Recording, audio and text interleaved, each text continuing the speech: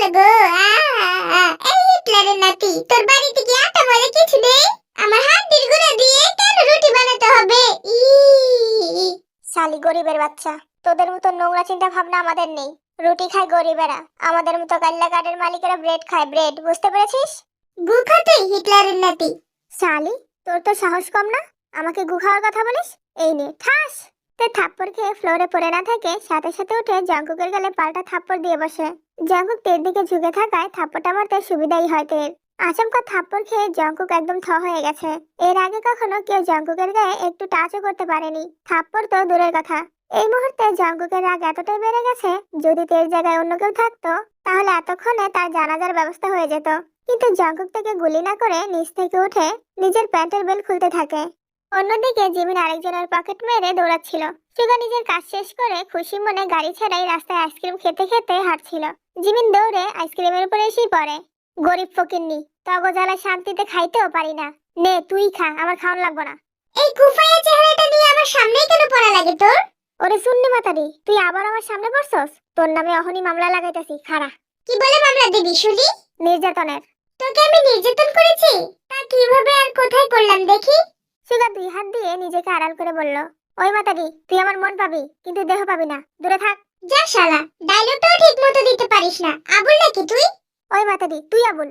Jimin যে লোকের pocket মেরে এসেছে সেই লোকটা পুলিশ নিয়ে জিমিনের দিকে আসতে থাকে। পুলিশকে দেখে জিমিন নিজেকে বাঁচানোর জন্য সুগার কাঁধে টান দিয়ে লিপকিস করা শুরু করে। এই দৃশ্য দেখে পুলিশ আর লোকটা লজ্জায় ওদের পাশ কাটিয়ে চলে যায়। জিমিনের মুখটা আড়াল থাকায় তাকে চিনতে পারেনি, আর একই রকমের পোশাক কম বেশি সবাই পরে। ঝামেলা হবে ভেবে লোকটা পুলিশকে টেনে অন্যদিকে নিয়ে যায়। সরি ভাই সরি, এখন জেলে গেলে আমার অনেক লস হয়ে যাবে, তাই তোর ইজ্জতের একটু 6টা বাজিয়েছি। কথা দিলাম পরের বার 12টাই বাজাবো। এই বলে জিমিন সুগার পকেট থেকে ওর ফোন আর মানিব্যাগ নিয়ে দৌড় মারে। সুগার সাথে এত কিছু হয়ে গেছে, সুগার যেন কোনো হুঁশ নেই, সে খাম্বার মতো দাঁড়িয়ে আছে। অন্যদিকে জঙ্কুক বেল খুলে তের কাছে যায়। এতক্ষণ তোমরা যে কালা কালা চিন্তা করেছো, সে একই চিন্তা তেও করেছে। জঙ্কুককে বেল্ট খুলতে দেখে তে ভয়ে জঙ্কুকের পায়ে ধরে বলতে থাকে, প্লিজ আঙ্কেল, আমার এইটুকু ইজ্জতের দিকে হাত দিয়েন না। দরকার হলে আরো 4টা থাপ্পড় মারেন, মারতে মারতে লুবের করে ফেলেন। কে বাঁচাবে আমাকে? কেউ না। এমন করবেন না, আমি অনেক ছোট মানুষ আঙ্কেল। যতই নাকা কান্না কাঁদিস না কেন, তাতে আমার মন গলবে না। তোকে শাস্তি পেতেই হবে। ছাড় আমার পা। ছাড়বো না। ছাড় বলছি। বলে জঙ্কুক পা ঝাড়া দিতেই তে জঙ্কুকের পা সামনের দিকে টান দেয়, যার ফলে জঙ্কুক শরীরে ভারসাম্য হারিয়ে তের উপরে পড়ে যায়। ঠিক তখনই লিসা গরম পানি নিয়ে রুমে আসে। ও নো, গায়া খ্যাট, এরা রোমে কি করছে? লোক লজ্জার কথা কি মাথায় নেই?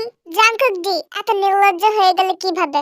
জাঙ্কুক ডি, না মানে জাঙ্কুক স্যার, উঠুন মেয়েটার উপর থেকে।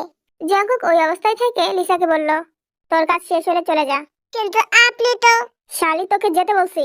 লিসা মুখ বেঞ্চে কেটে চলে যায়। আর এদিকে জঙ্কুকের নিচে থাকায় তের নিঃশ্বাস বন্ধ হয়ে আসছে, কারণ তার উপর থাকা মানুষটার ওজন 70 কেজি, যার পুরোটা ভর তের উপরে।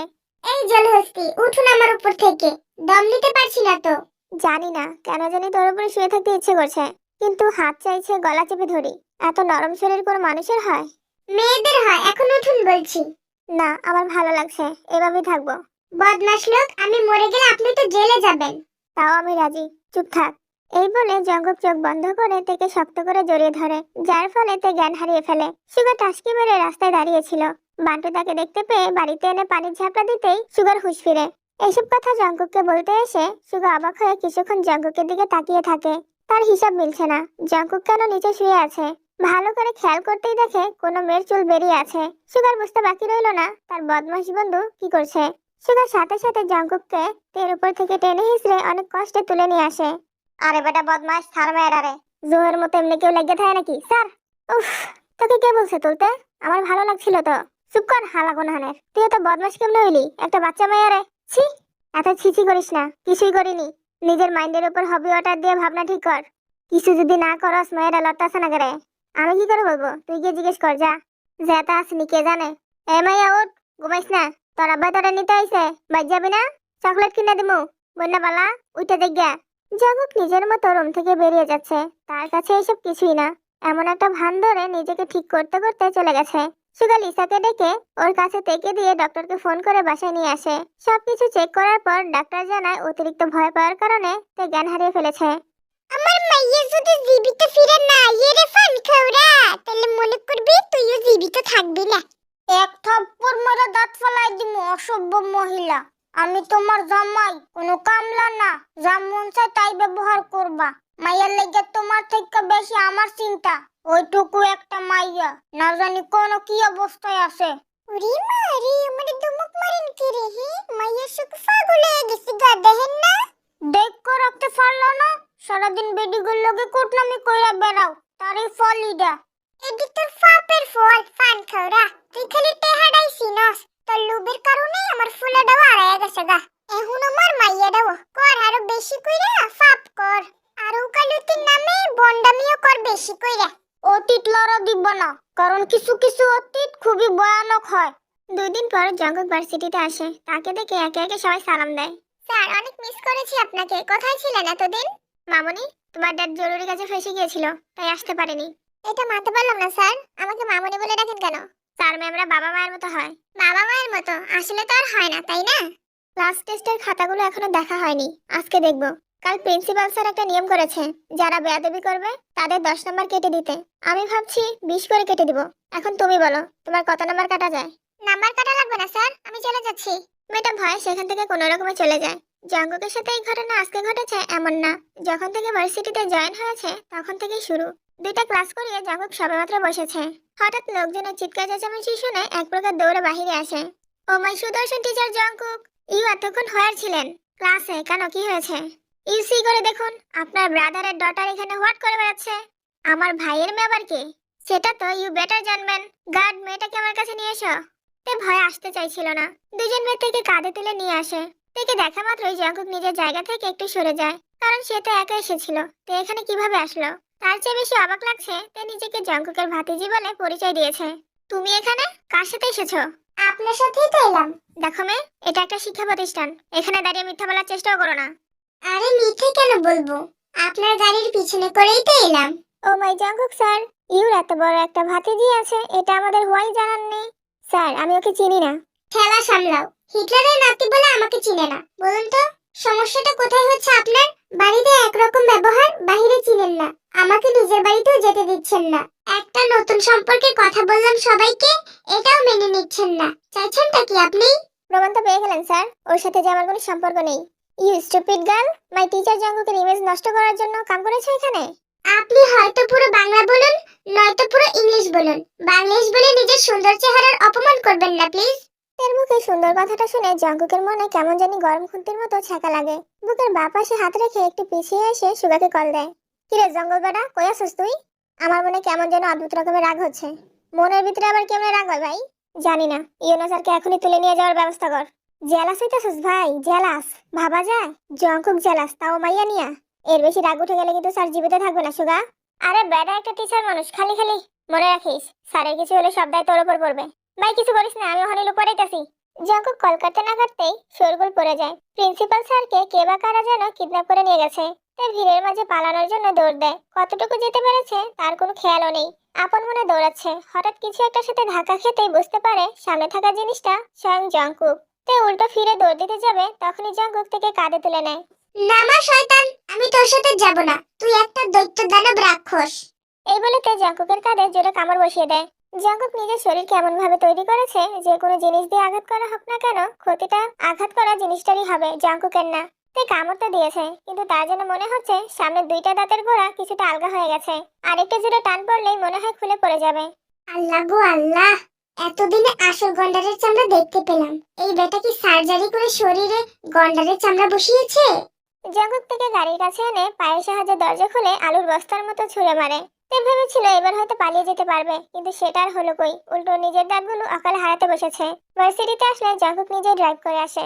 আজও এসেছে, কিছু একটা মনে করে সাথে সাথে গাড়ি স্টার্ট দিল। কিছুটা দূরে যাওয়ার পর তে বলল, এই হিটলার বেটা, গাড়ি থামান বলছি, আমার বমি পাচ্ছে। ন্যাকামি করিস না, মেজাজ ঠিক নেই আমার, যাতা করে ফেলবো। আরে ঠেডা গাছের বেটা, ন্যাকামি করছি না, সত্যি সত্যি বমি পাচ্ছে, গাড়িতে চলাচল করতে পারি না আমি। আসার সময় তো ঠিকই ছিলি, তখন সমস্যা হয়নি? তখন তো গাড়ির ঢাকনা খুলে রেখেছিলাম, প্রকৃতির বাতাস ছিল। এখন তো এসি, তাও আবদ্ধ, জানালাটাও বন্ধ। বেশি খারাপ লাগছে আমার। প্লিজ থামান না। তুই আমাকে আদেশ করছিস? না, অনুরোধ প্লিজ। যত সব রোগিলা ফকিনি আর ছোট লোকগুলোর সাথেই আমার পরিচয় হয়।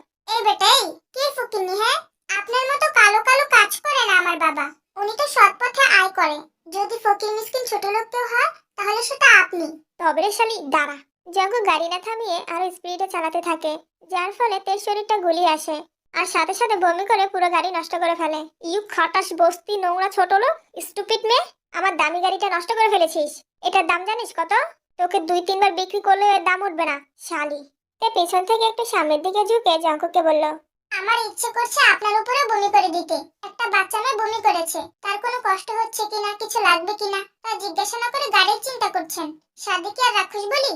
জঙ্কুক গাড়ি থামানোর জন্য ব্রেক করতেই তে শরীরের তাল সামলাতে না পেরে জঙ্কুকের কোলে এসে পড়ে। পড়েছে তো পড়েছে, একেবারে জঙ্কুকের 72 লাখের উপর এসে পড়েছে। বেচারা জঙ্কুক আবারও দ্বিতীয়বারের মতো নিজের দুর্বল পয়েন্টে ব্যথা পেয়ে রাগকে কন্ট্রোল করতে না পেরে তের চুলের মুঠি ধরে কিস করে বসে। তেও ছাড়ার পাত্রী নয়, জঙ্কুকের চুল ধরে ইচ্ছে মতো টানতে থাকে। তে যতবার জঙ্কুকের চুল ধরে টান দেয়, জঙ্কুক ততবার তেকে নিজের সাথে আরো জোরে চেপে ধরে। হঠাৎ এক ভদ্রলোকের ডাকে জঙ্কুকের হুঁশ ফিরে আর সাথে সাথে তেকে নিজের থেকে ছুঁড়ে ফেলে দেয়। কি ব্যাপার ভাই? গাড়ি থামিয়ে রাস্তাঘাটে কেন এসব করতে হবে? নিজের বাড়ি নেই? গাড়িটা কি আপনার বেশি সমস্যা করেছে? সমস্যা না মানে আমার অফিসে যাওয়া লাগবে 30 মিনিটের মধ্যে, কিন্তু আপনার গাড়ির জন্য আমার এখানে 20 মিনিট লেট হয়ে গেছে। এখন আমি যদি অফিসে যাই 1 ঘন্টা লেগে যাবে। মনে হয় না গিয়ে চাকরিটা অক্ষত পাবো। আমি আপনার কাছে এত কথা শুনতে চাইনি, শুধুমাত্র জানতে চেয়েছি আমার গাড়িটা কি আপনার ক্ষতি করেছে? ক্ষতি তো অবশ্যই করেছে। ঠিক আছে, যেহেতু আমার গাড়িটা আপনার ক্ষতি করেছে, আপনাকে দিয়ে দিলাম, এই নিন চাবি। জঙ্কুক গাড়ির চাবিটা লোকটার হাতে দিয়ে সাথে সাথে গাড়ি থেকে বের হয়ে যায়। আপনি কি পাগল নাকি? এত দামি গাড়িটা ওনাকে কেন দিয়ে দিচ্ছেন? সেটা নিশ্চয়ই আমি তোকে বলবো না। ভাইজান, কে হয়? মেয়ে নাকি? গাড়ির চাবি পেয়েছেন না? হ্যাঁ পেয়েছি। তাহলে চুপচাপ গাড়ি নিয়ে চলে যান, আর একটাও কথা বলবেন না। কিন্তু আমি কিভাবে বিশ্বাস করব যে এই গাড়িটা সত্যি আপনি আমাকে দিয়ে দিচ্ছেন? পরে আবার মিথ্যা মামলা দিবেন না তো? জঙ্কুক এবার রেগে বলল, ভালোই ভালোই গাড়িটা নিয়ে চলে যা, না হলে প্রাণ নিয়ে যেতে পারবি না। লোকটা জঙ্কুকের বলা কথায় কিছুটা ভয় পেয়ে যায়, তাই আর কথা না বাড়িয়ে তেকে গাড়ি থেকে নামিয়ে গাড়ি নিয়ে চলে যায়। জঙ্কুক নিজের শরীরে থাকা ব্লেজারটা খুলে রাস্তায় হাঁটছে। তেও জঙ্কুকের পিছু পিছু হাঁটছে। হঠাৎ একটা দেয়ালে তের হারিয়ে যাওয়ার বিজ্ঞপ্তিটা দেখে বলে উঠল, আপনার ফোনটা দিন না হিটলার সাহেব। বাজে নামে ডাকলে এখানেই মেরে রেখে যাব। মাননীয় আজাইরা কাজের লিডার সাহেব জঙ্কুক স্যার, আমাকে আপনার ফোনটা দিবেন? আমি বাচ্চাদের হাতে ফোন দেই না। আমি বাচ্চা না, ফোনটা দিন বলছি। কি দরকার? তা না নাকি? দেয়ালে আমার জন্য নিখোঁজের বিজ্ঞপ্তি দিয়ে রেখেছে, দেখেন না? তের কথা শুনে জঙ্কুক দেয়ালের দিকে তাকায়। তুই চলে গেলে আমার কোনো সমস্যা নেই, যেতে পারিস। ফোনটা না দিলে কিভাবে জানাবো আমি রাস্তায় আছি? এমন সময় কয়েকজন পুলিশ জঙ্কুকের দিকে আসছিল। তে ভয় পেয়ে উল্টো দিকে দৌড় না দিয়ে জঙ্কুকের বুকে এসে মুখ লুকায়। কি করছিস তুই? এটা রাস্তা, মানুষ দেখলে আমার 30 বছরের তিলে তিলে আগলে রাখা ফুলের সুবাসের মতো চরিত্রে দাগ লাগিয়ে দিবে। সর বলছি। আরে বেটা, নিজে বাঁচলে পরের নাম। পুলিশ যদি কিছু জিজ্ঞাসা করে তাহলে বলবেন আমি আপনার ভাইয়ের মেয়ে, রোদের কারণে মুখ লুকিয়ে রেখেছি। শালি তুই আমার। এই যে মিস্টার, মেয়েটা কে হয় আপনার? কেউ না। তে সাথে সাথে জঙ্কুকের বুকে কামড় বসিয়ে দেয়। উফ, কি ব্যাপার? আপনি চিৎকার করে উঠলেন কেন? ডাল মে কুছ কালা है নাকি? বড় একটা বেয়াদব পিঁপড়া কামড় দিয়েছে। আমরা মেয়েটাকে দেখবো, মুখটা তুলতে বলুন। কিসের জন্য দেখবেন? একটা মেয়েকে কিডন্যাপ করা হয়েছে, তাকেই খুঁজছি আমরা। তে এবার নিজের মুখটা তুলতে যাবে, তখনই জঙ্কুক তেকে নিজের বুকের সাথে চেপে ধরে বলে, আপনারা যাকে খুঁজছেন এটা সে মেয়ে না, ও আমার ভাইয়ের মেয়ে। রোদে স্কিন নষ্ট হয়ে যাবে তাই মুখ লুকিয়ে রেখেছে। আর কিছু না, আপনি একজন টিচার মানুষ, মিথ্যা বলা আপনার ধর্ম না, তাই বিশ্বাস করলাম আপনার কথা। এই চলো সামনে যাই। পুলিশ চলে যাওয়ার পর জঙ্কুক তের মাথাটা ছেড়ে দেয়। বেচারি তের তো নিঃশ্বাস বন্ধ হয়ে আসার উপক্রম হয়েছিল। রাক্ষস বেটা, জানোয়ারের মতো কেউ এরকম ভাবে চেপে ধরে? তুই আমার বুকে কামড় দিয়েছিস কেন? আপনাকে বলেছিলাম না ভাইয়ের মেয়ে বলে পরিচয় দিতে? দিলাম তো, কানে শুনিসনি? আগে তো বলেননি, তাই কামড় দিয়েছি। আমাকে আপনার কাছে রেখে তো কোনো লাভ নেই, কেন তুলে দিলেন না পুলিশের হাতে? লাভ নেই বলে তোকে রেখে দিয়েছি, চুপচাপ আমার সাথে আয়, কোনো কথা বলবি না, তাহলে এই জীবনে আর তোর বাবা মায়ের মুখ দেখতে পারবি না বলে দিলাম। এদিকে সুগা ইয়োনোকে কিডন্যাপ করে নিয়ে এসেছে। তার অপরাধ হলো তে তাকে সুন্দর বলেছে, এখন তার এই সুন্দর চেহারাকে একটু অসুন্দর করে দেওয়া হবে। ইউ দুষ্টু বয়, আমাকে হোয়াই এখানে কিডন্যাপ করে এনেছো। মাই অপরাধ কি? তুমি বেটা দেখতে সুন্দর, এটাই তোমার অপরাধ। নাও তোমরা আমার সাথে হট করবে। বেশি কিছু না, তোমার গালের মধ্যে একটা গুণ চিহ্ন এঁকে দেবো। ইউ আমার সাথে এটা করতে পারো না, প্লিজ আমাকে হবে গো করতে দাও। সুগা ইয়োনোর কোনো কথা শুনতে রাজি না। সে পাশের একটা লোকে কিছু একটা বলে মুখে সিগারেট দিয়ে চেয়ারে বসলো। অন্যদিকে আবারও জিমিন আরেকজনের পকেট মেরে দৌড়াচ্ছিল। হঠাৎই জঙ্কুকের সাথে ধাক্কা লাগে। জঙ্কুক নিজেকে সামনে কিছু বলতে যাবে, ততক্ষণে জিমিন চলে গেছে। দৌড়ের মাঝে থাকার কারণে তাকে খেয়ালই করেনি। শালিকে যদি ধরতে পারতাম তাহলে। তাহলে কি আমার মতো বন্দি করে রাখতেন? তোকে চুপ থাকতে বলছি না? আমাকে কিছু খাবার কিনে দিলে বাসায় যাওয়া পর্যন্ত চুপ করে থাকবো, কথা দিলাম। জঙ্কুক তার বকবক নিতে না পেরে একটা দোকান থেকে অনেক কিছু কিনে দেয়। কিন্তু সমস্যাটা হয় টাকা দেওয়ার সময়। জঙ্কুক নিজের পকেটে হাত দিয়ে বুঝতে পারে তার মানি ব্যাগ আর ফোন কিছুই নেই। এখন সে টাকা দিবে কিভাবে? এলাকার সবাই তাকে টিচার হিসেবে অনেক সম্মান করে। এখন সে যদি টাকা না দিয়ে চলে যায় তাহলে মানুষের তাকে নিয়ে বাজে ধারণা হতে পারে। এই ভেবে জঙ্কুক তার খাবারগুলো কেড়ে নিয়ে দোকানদারকে দিয়ে দেয়। জঙ্কুকের কাহিনী দেখে দোকানদার বিরক্তি নিয়ে তাকায়। আর এই জিনিসটা জঙ্কুক খেয়াল করে, তাই নিজের হাতে থাকা একটা দামি ঘড়ি দোকানদারকে দিয়ে খাবারগুলো থেকে ফেরত দেয়। খাবারের টাকা তো এভাবে শোধ করে এসেছে, কিন্তু এখন তারা বাড়িতে যাবে কিভাবে? সাথে ফোনও নেই, তাই বাধ্য হয়ে বাসে ওঠে। জঙ্কুক তো এসব নিয়ে চিন্তায় নিজের প্রেসার হাই করে ফেলছে, কিন্তু তের কোনো খবর নেই। সে তো খাবার খেতেই ব্যস্ত। জঙ্কুক ভেবেছিল বাসে উঠে একটু আরাম করে বসতে পারবে, কিন্তু আজকে তার কপালে আরাম বলতে কিছু লেখাই নেই। বাসে এত মানুষ যে দাঁড়ানোর জায়গাটাও ধরে রাখতে কষ্ট হচ্ছে। জঙ্কুক দাঁড়িয়ে আছে ডান পাশে, আর তে দাঁড়িয়ে আছে তার একটু বাম পাশে। লোকজন উঠছে আর নামছে। কিছুক্ষণ যাওয়ার পর জঙ্কুক খেয়াল করলো একটা ছেলে বারবার তাকে ইচ্ছাকৃত ধাক্কা দিচ্ছে। প্রথমত জঙ্কুক বিষয়টা তেমন গুরুত্ব দেয়নি। একটু পর আবার খেয়াল করতেই দেখে ছেলেটা তার গালে ধরার জন্য হাত বাড়ায়। জঙ্কুক এবার ছেলেটার কাছে এসে হাতটা ধরে বলে, সমস্যা কি? মেয়ে দেখলে ছুঁয়ে দিতে ইচ্ছে করে? না, ধরতে ইচ্ছে করে। জঙ্কুক ছেলেটার গলা থেকে আইডি কার্ডটা নিয়ে তাকে ধাক্কা দিয়ে সরিয়ে তের এক হাত নিজের কোমরে রেখে বলে, এখানে ধরে দাঁড়া। আমি খাবো না। বাস থেকে নামার পর আমাকেও খেয়ে ফেলিস, এখন যা বলছি তাই কর। তে জঙ্কুকের হাতে খাবারগুলো দিয়ে দুই হাতে জঙ্কুকের কোমরে জাপটে ধরে। বেচারা জঙ্কুক দাঁতে দাঁত চেপে সবকিছু সহ্য করে নেয়। ওরে জিমিন, একদিনে 5টা বড় বড় দান মারতে পারলে তো তুই খুব তাড়াতাড়ি বড়লোক হয়ে যাবি। জিমিন একে একে সব মানিব্যাগগুলো খুলে দেখতে দেখতে জঙ্কুকের ব্যাগটা আসে। এই চেনটার মতো আরেকটা চেন তো আমার কাছেও আছে। তাহলে কি হসপিটালের ওই দুইটা কিডন্যাপারের মধ্যে গুলি খাওয়ার লোকটার ব্যাগ এটা? ওরে জিমিন, 1,00,000 টাকা তোর হাতে আসতে বেশি দেরি নেই। ওদের কাছেই তো মেয়েটা আছে, দেখি তো কোনো ঠিকানা পাই কিনা। জিমিন পুরো ব্যাগটা 3বার খুঁজে দেখে, কয়েক হাজার টাকা আর চেনটা ছাড়া আর কোনো কিছু পেল না। সমস্যা নেই, আমি হাল ছাড়বো না। যেই গর্তেই লুকিয়ে থাকো না কেন, আমি ঠিকই খুঁজে নিব। 2 দিয়ে 4 হচ্ছে না কেন বাঙ্গি? স্যার, আপনি তো ওই ছেলেটার সাথে থাকা মেয়েটার মুখটা দেখেননি, তাই 4 হচ্ছে না। তোর কি মনে আছে কিছুদিন আগে যে একটা ছেলে গাড়ি করে হসপিটালে যাচ্ছিল? সেও কিন্তু গাড়িটা চেক করতে দেয়নি। তার মানে শস্যের মধ্যেই ভূত লুকানো আছে। আমি ডিল ক্যান্সেল করছি। কি কর না কর মিয়া, জঙ্কুক যদি একবার জানতে পারে আপনার রাস্তা রাখবো নি। নিজের জীবনের মায়া নাই? কথা হয়েছিল সাথে, একটু আগে জঙ্কুকের মেল থেকে 10-এর কথা আসলো কেন? জঙ্কুক এক কথার মানুষ, আর জবান দিয়ে যা বাইর হয় তা না ফিরে আনে, না সে জবানের বরখলাপ হইতে দেয়। লোকটা জঙ্কুকের থেকে আসা ইমেলটা সুগাকে দেখায়। আসলে কয়েক মিনিট আগে মেলটা করা হয়েছে, কিন্তু জঙ্কুকের কোড নাম্বার দেওয়া নেই। এরই মাঝে আরেকটা মেল আসে, তবে এটা সুগার মেল থেকে এসেছে। এটারও কোনো কোড নাম্বার দেওয়া নেই। নিজের সামনে এমন অদ্ভুত কাহিনী দেখে সুগা পকেটে হাত দেয়। তার মানে ওই আবুলের নাতনি আমগো দুইজনের ফোন একলগে চুরি করছে। কি ব্যাপার, এখন তো দেখছি আপনিও 10-এর কথা লিখছেন। এবারে আমার হাতের মধ্যে কোন ফোন দেখতে পাইতাছস? আর মিলার আগে পিছে আগে কোনো কোড নাম্বার আছে? আসলেই তো আজকের মেইলে কোনো কোড আসেনি। তার মানে আপনাদের ফোন অন্য কারো কাছে। যাক, বুঝছেন তাইলে। আপাতত ডিলটারে পেন্ডিং এ রাখেন, পরে কি করা লাগবো আমরা জানাই দেবো। ওকে। দাঁড়া বলেন নাতনি, তোর চুরি করা বাইর করতাছি। অনেক কষ্ট করার পর জঙ্কুক তেকে নিয়ে বাসায় আসে। লিসা, এই স্টুপিড মেয়েটাকে গোসল করিয়ে ভালো কাপড় পরিয়ে দে। ও মাই গড, ডাকের কি বাহার, যেন আমি ওনার মেয়ে লাগি। যত সব অশিক্ষিত লোকদের সাথে কাজ করা লাগে আমাকে। এই মেয়ে চলো। খাবো না, আমার তো এখনো খাওয়া শেষ হয়নি। পরে এসেও খেতে পারবে। এখন চলো, তোমাকে গোসল করিয়ে দেই। জামা কাপড়ের যা অবস্থা করে রেখেছো দেখে মনে হচ্ছে ফুটবল খেলে এসেছো। লিসা তেকে নিয়ে চলে যায়। জঙ্কুক নিজের রুমে এসে বিছানায় উপর হয়ে শুয়ে পড়েছে। সারাদিনের কর্মকাণ্ডে শরীরটা আর সঙ্গ দিতে চাইছে না। এদিকে সুগা অন্য একটা নাম্বার দিয়ে জিমিনকে ফোন দেয়। ওই কথা, তোর বাতারের জাডা। হালা বন্ধ কোথাকার, কে বলছিস তুই? শালি, তুই যাদের ফোন নিয়ে বেডিগিরি করতেছস আমি ওই বেটার এক বেটা। ও তুই, না বললে তো জানতামই না তুই জানি বেডা। চুপ থাক মাতারি। ঠিকানা দে, কোন বস্তিতে আসস? মোবাইল দিটা আমগো অনেক দরকারি। আর হন, আমগো ইমেল থেকে আর কোনো বলবাল ইমেল করবি না, তাহলে উল্টাপাল্টা মামলায় ফাইসা যাবি গা।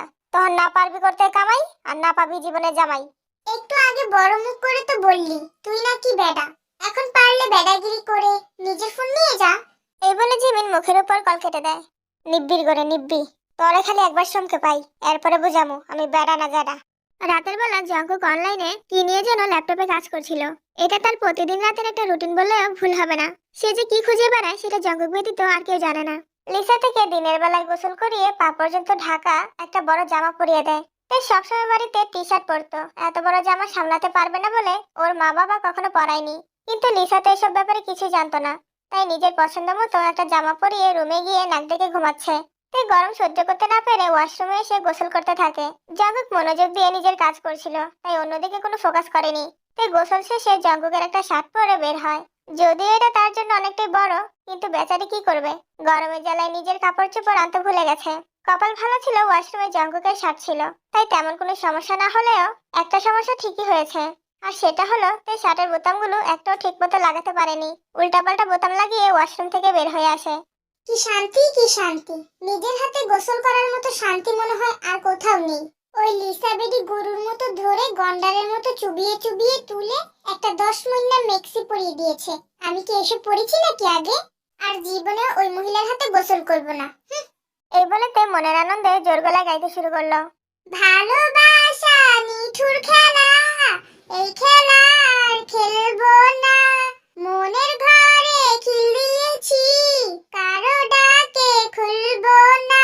রূপের আগুনে জ্বালাবো সবারে, আমি নিজে জ্বলবো না। লা লা লা লা লা লা। এই গান শুনে জঙ্কুক হাঁ করে স্তব্ধ হয়ে আছে। এমন ভয়ঙ্কর আজব গান তার রুমে কে গাইছে?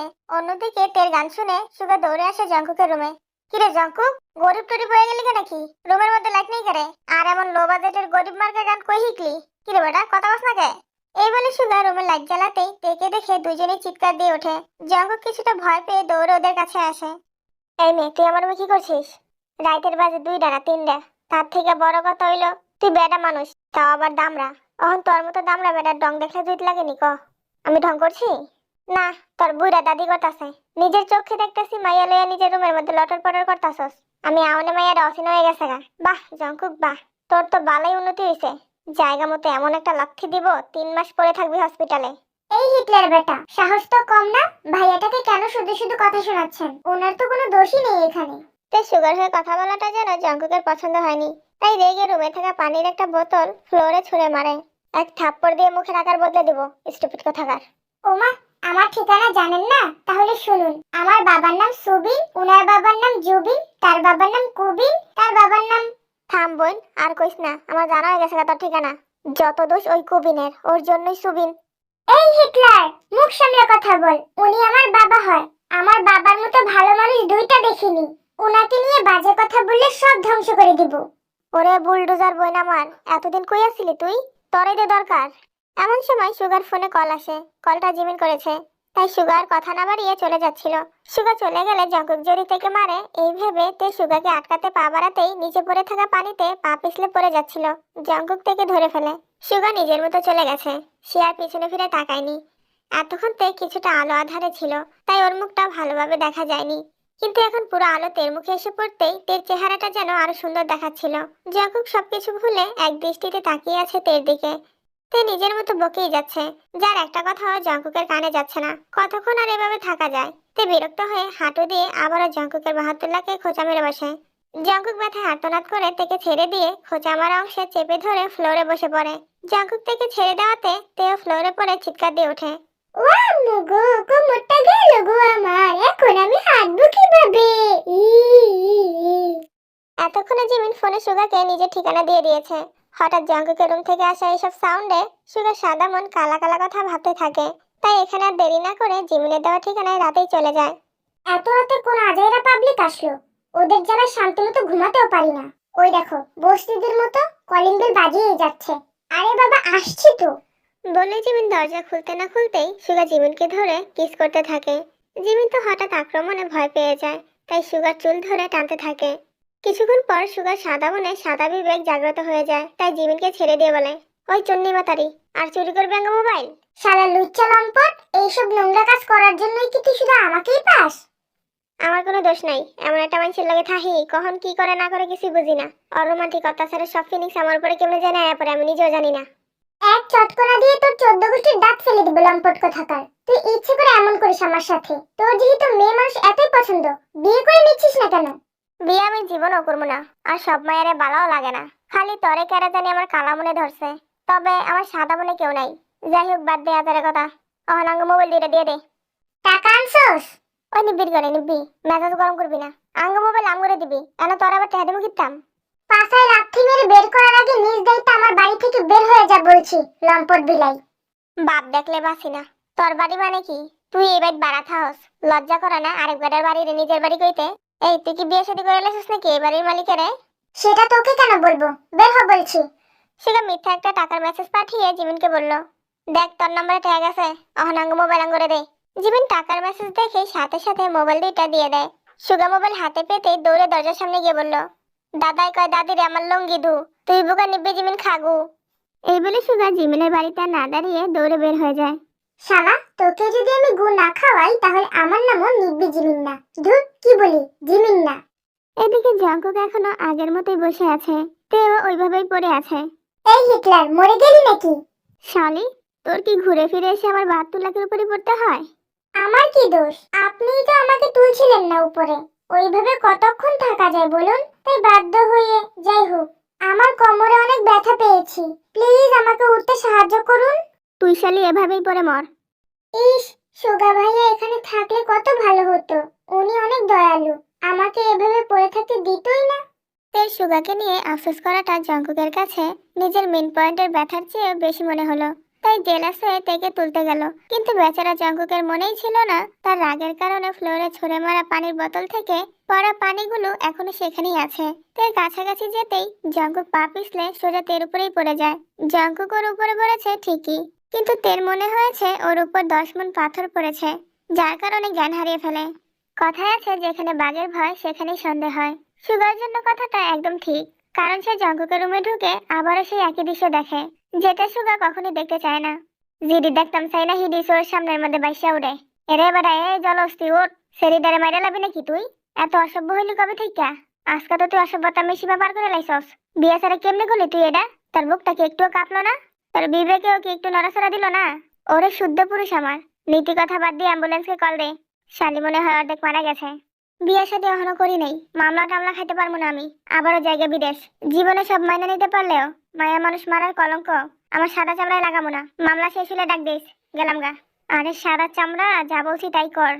শুধু অ্যাম্বুলেন্সকে কল দিতেই যাবে, তখনই নিচ থেকে অ্যাম্বুলেন্সের শব্দ আসে। কিরে, তুই কি আগে থেকে ফোন দিছিস নাকি?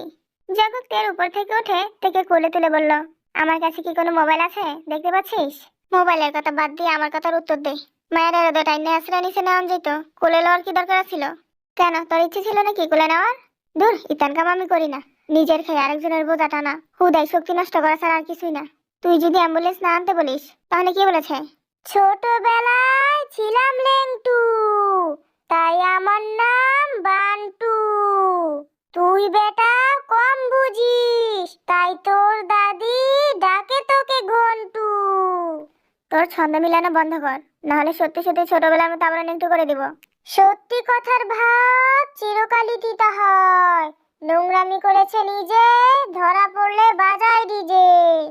ভাইজান, আর দেরি করবেন না, মেয়েটার কিছু হয়ে গেলে মামলা আপনি একা খাবেন না। আর এই মুহূর্তে মামলা খেলে আমাদের প্ল্যানিং এর অনেক বড় ক্ষতি হয়ে যাবে। চলুন হসপিটালে তাড়াতাড়ি। এরপর দেখে নিয়ে ওরা সবাই হসপিটালে আসে। ডক্টর পরীক্ষা করে জানায় তার জ্ঞান ফিরতে একটু সময় লাগবে, হঠাৎ করে ভারী কিছু উপরে পড়ায় একটু হার্টে সমস্যা হয়েছে। এদিকে জেহুপ সেই একই হসপিটালে অন ডিউটিতে ছিল। সুগা জঙ্কুক ও তার সাথে থাকা লোকদের দেখে জেহুপ কিছুটা সন্দেহ নিয়ে এদিকে আসতে থাকে। জঙ্কুক জেহুপকে আসতে দেখে কিছু একটা আন্দাজ করে বান্টুকে বলল, বান্টু, পুলিশকে আটকানোর দায়িত্ব তোর। বারে বারে ধান তুমি খেয়ে যাও ঘুঘু, আমার বাপের মারে ডাকি আমি বুবু, এখনই এই পুলিশকে করে ফেলবো কাবু। জঙ্কুক বান্টুকে জেহুপকে আটকানোর জন্য পাঠিয়ে তেকে নিয়ে বাড়ির উদ্দেশ্যে রওনা দেয়। বাকিরাও বান্টুকে ফেলে জঙ্কুকের সাথে চলে যায়। বেচারা বান্টু ওদের সবার শক্তিতে পুলিশকে কাবু করতে চেয়েছিল, কিন্তু ওরা যে ওকে সামনের দিকে ঠেলে দিয়ে নিজেরা পিছন দিয়ে চলে যাবে এটা সে ভাবতেও পারেনি। যেহেব বান্টুর কাছে আসার আগেই একজন কনস্টেবল সিসি ক্যামেরার ফুটেজ নিজের মোবাইলে করে এনে জেহবকে দেখায়। ভিডিওটা দেখার পর জেহবের বুঝতে বাকি রইল না তেকে এই ছেলেগুলোই কিডন্যাপ করেছে। আমি যেই হোক শক্ত প্রমাণ পেলে জায়গা মতো দেখো, এইবার দেখবো আমার হাত থেকে তোরা কিভাবে বাঁচিস। সকাল সকাল ইউনজুন মেয়ের জন্য আহাজারি করছে। এতদিন হয়ে গেছে তার মেয়েকে এখনো পাওয়া যাচ্ছে না। কেমন উকিল বেডার সংসার করি আমি দেখা যাও, নিজের মায়ের এই খুঁজে পায় না। কতবার কইছি মানুষের ক্ষতি করিস না ফান খাওরা, শুনে নাই আমার কথা। এখন আমি ফুলা মাইয়া দুইটাই সারা হইয়া গেলাম। এই ফগল বুদি কোথায় কোথায় আমার ফ্যাশন নিয়ে টান মারো কি লিগা? তো কি ধরে টান মারমু তোর গুষ্টি রে? আমার সুন্নিতে বাইক নাই কতদিন হইয়া গেল গা, বাড়িটা খা খা করতাছে। যেমনি ফারুস আমার মায়ের আইনা দে ফান খাওরা। সুবিন জেহবকে আবারও কল দিল। এবার জেহব তার মেয়েকে ফিরিয়ে দিবে বলে কথা দেয়। কাল সারা রাত তের কাছে বসেছিল জংকুক। যদি তের কিছু হয়ে যেত সে নিজেকে কখনোই ক্ষমা করতে পারতো না। তের জন্য কেন তার এত মায়া এত টান কাজ করে তা জানে না। রোদের কিছুটা আলো তের মুখে এসে পড়তেই জংকুকের খুব রাগ হলো। তাই সে সুগাকে ফোন দেয়। 2টা পা হাঁটলেই সুগার রুম, কিন্তু জংকুক তের পাশে বসেই কল দিল। সারা রাত সজাগ থাকার পর ভোরের দিকে সুগা ঘুমাতে গেছে, তাই এই মুহূর্তে কারো কলই ধরতে ইচ্ছে করছে না। জংকুক এক নাগারে কল দিয়েই যাচ্ছে। সুগা বাধ্য হয়ে কল রিসিভ করলো। কি রে বেটা, সমস্যাটা কি? দেখতেছস ফোন ধরতাছি না, তাও শেষরার মতো কলের পর কল দিতেছস। কি হইছে ক? শোন না, বাচ্চাটার মুখের উপর রোদের আলো এসে পড়েছে। আমার ওই আলোর উপর খুব রাগ হচ্ছে। এখন কি করলে এটা চলে যাবে বলতো? হালার নাতি, এইটা কল লেগে আমার মজার গুমরা এমনি নষ্ট করলি? আচ্ছা হন, তোর রুমে পানি নাই? আছে তো, তাইলে রোদের উফরের মধ্যে পানি ঢেলে দিয়ে যাবো গা। বলে সুগা ফোন কেটে বন্ধ করে দেয়। জঙ্কুক অন্য সব ব্যাপারে এক্সপার্ট থাকলেও এইসবে তার কোনো জ্ঞান নেই বললেই চলে। জঙ্কুক বারান্দায় জানালা দিয়ে আসা রোদের উপর ইচ্ছে মতো পানি ছিটিয়ে দিচ্ছে, তাতে কোনো কাজ হচ্ছে না। এতক্ষণে তের ঘুম ভেঙে গেছে। সে উঠে গিয়ে জানালায় থাকা পর্দাগুলো দুই দিক থেকে টেনে মেলে দেয়। জঙ্কুক তো অবাক। তার থেকে 10 বছরের ছোট মেয়ের মাথায় যে বুদ্ধিটা এসেছে সে 10 বছরে বড় হয়েও আসেনি। কি করছিলেন পানি নিয়ে? শরীরের অবস্থা কেমন সেটা বলো। ওমা, কি শুনলাম আপনি আমাকে বলো বলেছেন? আমি কিছু জানতে চাইছি। এখনো ভালো হয়নি শরীর, যদি গোসল করতে পারি তাহলে মনে হয় ভালো হয়ে যাব। আচ্ছা, আমি লিসাকে বলছি তোমাকে।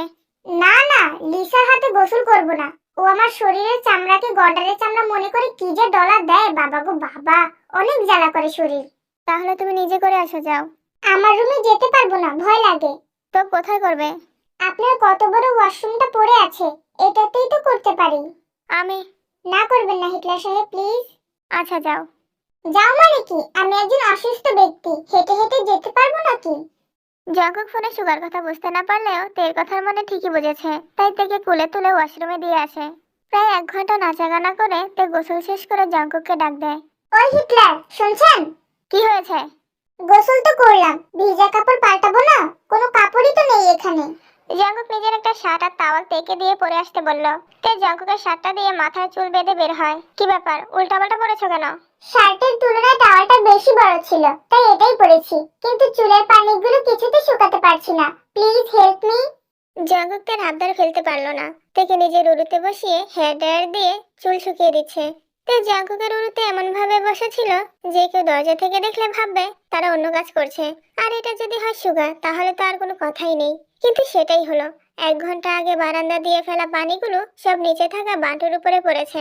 বেচারা বান্টু বৃষ্টি ভেবে তখন কিছু না বললেও হঠাৎ পানি বন্ধ হয়ে যাওয়ায় আশেপাশে তাকিয়ে দেখে বাকি জায়গাগুলো শুকনো, শুধু তার অংশটা ছাড়া। তাই ইচ্ছে মতো গালি দিতে থাকে। গালির শব্দ শুনে সুগা ঘুম থেকে উঠে জঙ্কুকের রুমে আসে। রুমে ঢুকবে কি, দরজায় দাঁড়িয়ে ভিতরের দৃশ্য দেখে আবারও সাদা মনে কালা কাজ করার ইচ্ছে জেগে বসলো। তাই আর দেরি করলো না, জঙ্কুককে গালি দিতে দিতে সোজা জিমিনের বাড়িতে চলে যায়। বেচারি সারা রাত প্ল্যানিং করে সকালের দিকে ঘুমিয়েছে। সকালের ঘুম বরাবরই সবার গভীর হয়। সুগা জিমিনকে ঘুমন্ত অবস্থায় কাঁধে তুলে কাজী অফিসে চলে আসে। কাজী বলল এইভাবে নাকি বিয়ে পড়ানো যায় না, তাই কোনো মতে কাগজের মাধ্যমে টিপসই দিয়ে জিমিনকে অর্ধেক বিয়ে করে নিজের বাড়িতে নিয়ে চলে আসে। সুগার খুশি কে দেখে সে এখন থেকে তার নিজের বউয়ের সাথে রোমান্স করতে পারবে। এটা বলতে আবারও জঙ্কুকের রুমে আসে। কিন্তু এইবারের দৃশ্য দেখে সুগা হাঁ করে তাকিয়ে আছে, কারণ তে আর জঙ্কুক একে অপরকে জড়িয়ে ধরে কিস করায় ব্যস্ত। কি চুলটা ছিলাম জীবনে আমি, এই বলে সুগা সত্যি সত্যি নিজের চুল ধরে টানতে থাকে। এমন সময় পিছন থেকে তে বলে ওঠে, ভাইয়া, এই ভাইয়া, চুল ছিঁড়ছেন কেন? মাথায় কি উকুন হয়েছে নাকি? সুগা পিছন ফিরে দেখে তে সুন্দর একটা লাল গাউন পরে সেজে দাঁড়িয়ে আছে। সুগা তো আরো অবাক হয়ে যায়। একটু আগেই তো জঙ্কুকের সাথে একই টাওয়ালের নিচে তেকে দেখেছে, এখন আবার অন্য পোশাক। সুগা এবার সামনে তাকাতেই দেখে জঙ্কুক তার সঙ্গে শার্টটাকে নিয়ে বিছানায় শুয়ে আছে। তার মানে সুগা এতক্ষণ কিস করার দৃশ্যটা ভুল দেখেছিল। বেচারা নিজের আজেরা চিন্তা ভাবনার জন্য নিজের কপাল চাপড়াতে চাপড়াতে যাচ্ছে আর বলছে, সুগা তুই আসলে একটা লুচ্চা। কেটে গেছে আরো 1 মাস। তে জঙ্কুকের কাছে এসে ছোট বাচ্চাদের মতো আবদার করে, আমি বাড়ি যাব, বাবাকে দেখি না অনেক দিন হলো। আম্মুর মতো মেরে মেরে কেউ এখানে আমাকে খাইয়ে দেয় না। বিকালবেলা কারোর সাথে লুকোচুরি খেলতে পারি না, দৌড়াদৌড়ি করতে পারি না। আমার অনেক কষ্ট হচ্ছে এখানে থাকতে, বুঝেন না কেন আপনি? যেতে দিন না বাড়িতে, আমি কথা দিচ্ছি যখন বড় হব আপনার গাড়ির কাচের দাম দিয়ে দিব। ওই দিন ইচ্ছে করে ঢিল মারিনি আমি, খেলতে গিয়ে বল পড়ে গিয়েছে আপনার গাড়িতে। তের কথাগুলো শুনে জঙ্কুকে যেমন মায়া হচ্ছে তেমনই কষ্টে বুকটা ফেটে যাচ্ছে। কারণ এই কয়েকটা মাসে তে জঙ্কুকের বদভ্যাসে পরিণত হয়ে গেছে।